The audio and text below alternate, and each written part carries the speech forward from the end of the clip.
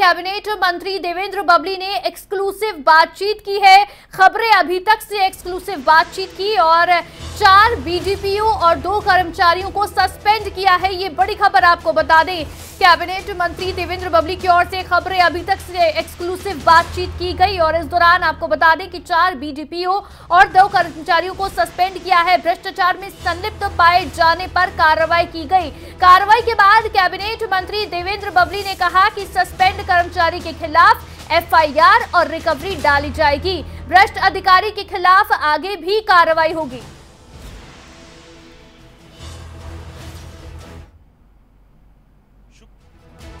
BDPO और 2 JEE पर जो कार्रवाई हुई वो कहीं ना कहीं सुबह सुबह तमाम जो मीडिया है उसमें सामने आई और कहीं ना कहीं शनिवार जो है उन तमाम अधिकारियों पर, उन कर्मचारियों पर भारी होते हुए नजर आया। पंचायत विभाग की तरफ से ये कार्रवाई की गई है और ये कार्रवाई अभी पहली कार्रवाई है, इसकी शुरुआत है। हमारे साथ पंचायत एवं विकास मंत्री देवेंद्र बबली है, उनसे जानते हैं कि इस शुरुआत के बाद अब आगे क्या क्या कार्रवाई रहेगी और ये जो कार्रवाई की गई है उसके पीछे के क्या कारण थे। सर, सबसे पहले कल देर शाम एक कार्रवाई आपकी तरफ से की गई, जो है 2 जेई हैं, हरेड़ा के 1 जेई हैं उसके अंदर और 4 बीडीपीओ। आपसे जानना चाहेंगे एक एक करके क्या क्या कंप्लेंट्स आपके पास आ रही। देखिए, यहाँ पर करप्शन के और भ्रष्टाचार की शिकायतें मीडिया के माध्यम से, न्यूज़ के माध्यम से और लोगों की पर्सनल शिकायतें भी हमारे पास आई, फ़ोनों के माध्यम से भी। हमने हमारा जो विजिलेंस विंग है, हमने वो जांच उनको सौंप दी कि आप चेक करें कि इसमें कितना सत्य है। जब उन्होंने 1-1.5 महीने में जांच वो लेकर आए तो उसमें के अंदर काफ़ी कोताही पाई गई और काफ़ी करोड़ों रुपए का घोटाला भी सामने आया। जो लोगों की आवाज़ थी उसमें सच्चाई मिली तो हमने उन पर कानूनी कार्रवाई की है, उनको रूल 7 के अंदर सस्पेंड किया और साथ में मुकदमा दर्ज हो और वो रिकवरी हो। जो पैसा हमारे हरियाणा प्रदेश की जनता का गाढ़े खून पसीने कमाई का पैसा है और सरकार डेवलपमेंट के लिए नीचे उसको भेजती है, उसको अब किसी के जेबों में जाने नहीं दिया जाएगा। उसमें माननीय मुख्यमंत्री जी बहुत सख्त हैं और दुष्यंत जी उसको बर्दाश्त नहीं करेंगे और बबली तो बिल्कुल भी नहीं करेगा। तो हमने पहले अनुरोध भी किया था ऐसे लोगों को, भाई आप सुधर जाओ, लेकिन बार बार हमारे सामने शिकायतें आ रही थी और कुछ जिनकी एक प्रवृत्ति बन जाती है, जिनको ना इस देश के प्रति लगाओ, ना अपने प्रदेश, ना अपनी जो उसकी सीट है जिस पे वो काम कर रहे हैं उसके प्रति कोई उसकी जिम्मेदारी समझते, तो ऐसे लोगों को अब थोड़ा सा संभलने की ज़रूरत है और उन पर सख्त कार्रवाई करके जो पैसा उन्होंने लूटने का काम किया है उसको रिकवर करने का काम हमारे डिपार्टमेंट द्वारा कराएंगे। रिकवरी भी और केस दर्ज भी किया जाएगा, इसको लेकर कार्रवाई भी होगी और सख्ती से होगी। ये फाइलों में धूल नहीं चढ़ेगी, अब इसकी पैरवाई ट्रैक होगी और जहाँ जहाँ आगे कोई में लिप्त पाया जाएगा, अच्छे अधिकारियों की कमी नहीं मेरे पास, वो काम करना चाहते हैं, लेकिन ऐसे लोगों को देखकर उनकी मोरल डाउन था। अब जो काम करने वाले अधिकारी हैं वो उनको शाबाशी भी देंगे और उनको जहाँ भी जिस रूप में सरकार की तरफ से जो मदद रहेगी हम उनके साथ खड़े हैं। सरकार अच्छे अधिकारियों को प्रोत्साहित भी करेगी, लेकिन इस तरह के जो करप्ट और भ्रष्ट अधिकारी हैं उनको बख्शा नहीं जाएगा। क्या कुछ आप बताना चाहेंगे? जैसे भ्रष्टाचार की बात बताई, क्या क्या विषय थे जिसमें अनियमितता पाई गई या भ्रष्टाचार की बू जो है वो विजिलेंस को मिली है, कुछ तथ्य मिले? देखिए, ये विजिलेंस की जांच में आया है, जो टेंडर हुआ था ये करीबन 10 करोड़ के आसपास का, उसके अंदर जो टेंडर की जो गाइडलाइंस थी उसके हिसाब से वो उन्होंने काम नहीं किया। उसमें जो कमेटियां बननी चाहिए थी उसके अंदर जो अधिकारियों से अप्रूवल लेने चाहिए थे, इसके अंदर कुछ और भी अधिकारी हैं जिन्होंने बिना इसको देखे हुए उस पर उनको उनसे भी नियमों को पूरा ताक पे रख दिया गया और उसके बाद उसमें एक मोटा करप्शन जो हमारी जांच में आया, इसलिए कार्रवाई हमने करने के निर्देश दिए। ये कार्रवाई पहली कार्रवाई देवेंद्र बबली जब से आए हैं, आगे क्या तैयारी है?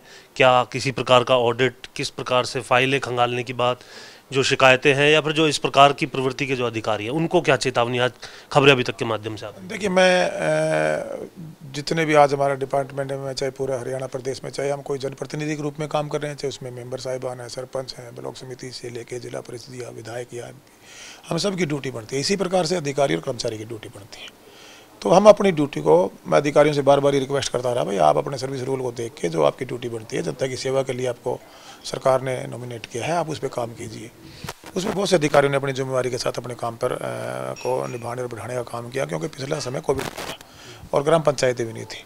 तो कुछ ऐसे अधिकारी या कर्मचारी, उनको ये लगा कि तुम्हें कोई देखने वाला समझने वाले नहीं है, तो उन्होंने गदर फंड मचाया, हमारे यहाँ कहते हैं गदर फंड मचा दिया कि डेवलपमेंट के पैसे को उन्होंने फ्री का समझ लिया। और इस टाइप के जो गदर फंड था, अब सरकार पूरी सख्त है। माननीय हमारे जो मुख्यमंत्री मनोहर लाल जी, हमारे डिप्टी सीएम दुष्यंत चौटाला जी इस चीज़ को बर्दाश्त नहीं करे। बार बार जब मेरी मीटिंगें हुई, आगे अगर और हमें कोई मिलेगा, हम उस पर सख्त कार्रवाई पे मूड में है। सरकार पूरी जीरो टॉलरेंस पे काम करना चाहते हैं। इस तरीके के पुराने पेपर या फिर जो मौजूदा जो टेंडर प्रक्रिया जो भी चल रही है उनको किसी तरीके से खंगालने को लेकर देखिए कोई तैयारियां? देखिए बेसिक क्या है कि हम डेवलपमेंट चाहते हैं, गुणवत्ता के साथ चाहते हैं, टाइम बाउंडेशन तरीके से चाहते हैं। ये हमारी सरकार की प्राथमिकता है, गठबंधन सरकार की प्राथमिकता है। हमारी पार्टी भी चाहती है, हमारे नेता हैं, हमारे डिप्टी सीएम है, सरकार में दुष्यंत भी की सोच है, माननीय मुख्यमंत्री मनोहर लाल जी की भी सोच है कि जीरो टॉलरेंस पे हरियाणा प्रदेश का विकास हो। 70% आबादी गाँव में बसती है। सरकार पे बजट की कमी नहीं है, सरकार डेवलपमेंट चाहती है, सरकार पे स्कीम्स की कमी नहीं है। उन सब स्कीमों को हम धरातल पर लेकर जाएं और अधिकारी अपनी ड्यूटी ईमानदारी से करें। यही सरकार और हमारे हरियाणा प्रदेश की जनता की मांग है और यही सरकार करना चाहती है, तो उस पर हम काम कर रहे हैं। अगर कोई भी इसमें आगे मुझे और कहीं भी लिप्त पाए, अब मैं उनसे सख्ती से निपटने के मूड में हूँ। करप्ट आदमी के पास एक खास हथियार होता है, रसूखदार लोग, आपसे संबंध रखने वाले लोग, दबाव की राजनीति या फिर जो है बहाल होने के लिए रणनीति। इन तमाम चीज़ों से कैसे देवेंद्र बबली अब निपटेंगे, उनके लिए क्या आपने सोचा? देखिए, जो इस तरह के जो अपने इधर उधर आका बनाए बैठे हैं ना, मैं आपके चैनल के माध्यम से आज आगाह कर देना चाहता हूँ, सुधर जाएं, काम पे लग जाएं। और जो कई बार क्या होता है, हमारे यहाँ कहते हैं कि जो गड्ढ दिया उसमें मिट्टी डाल दी, पीछे छोड़ दो।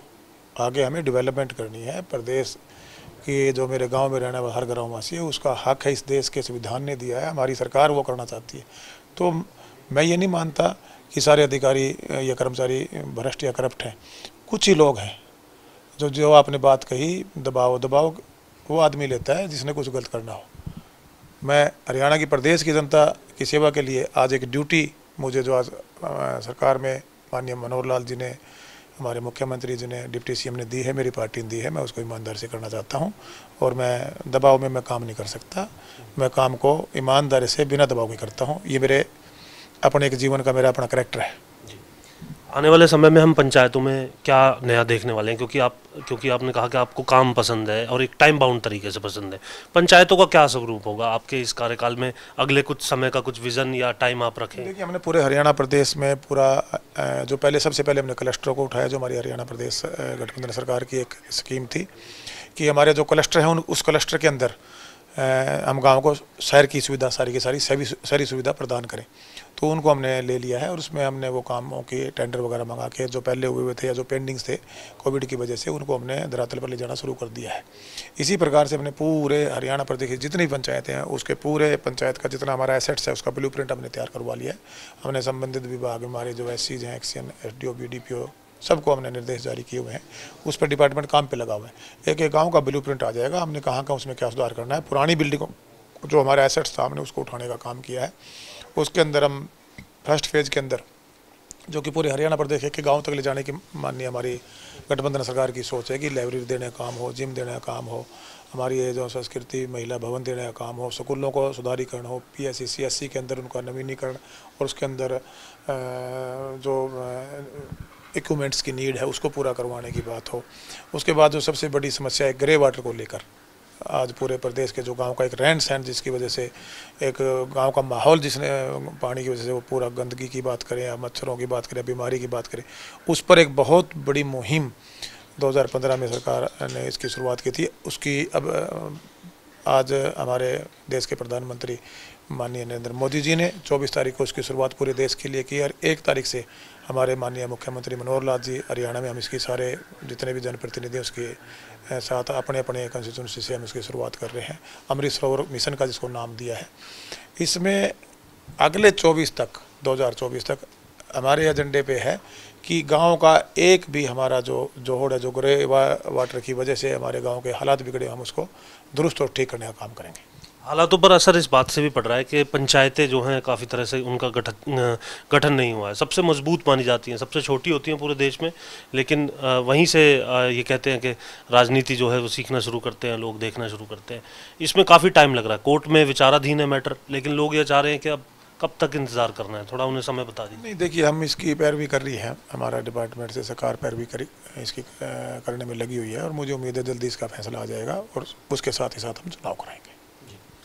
तो शुक्रिया बात करने के लिए। तो सीधे तौर पर अब किसी भी तरीके से पंचायत विभाग में गड़बड़ की तो ये बर्दाश्त नहीं होगी। साफ तौर से देवेंद्र बबली का ये कहना है कि कम से कम उनके स्वभाव में किसी प्रकार का दबाव नहीं है, और जो अधिकारी इस तरीके से काम करते हैं, जो कर्मचारी इस तरीके से काम करते हैं, वाया रूट ढूंढते हैं, उनको सीधी चेतावनी है कि उनके खिलाफ कार्रवाई होगी या फिर वो सुधर जाएं। और जिस प्रकार से आज भी कार्रवाई देखने के लिए मिली है, इस प्रकार की कार्रवाई आने वाले समय में भी देखने के लिए मिल सकती है।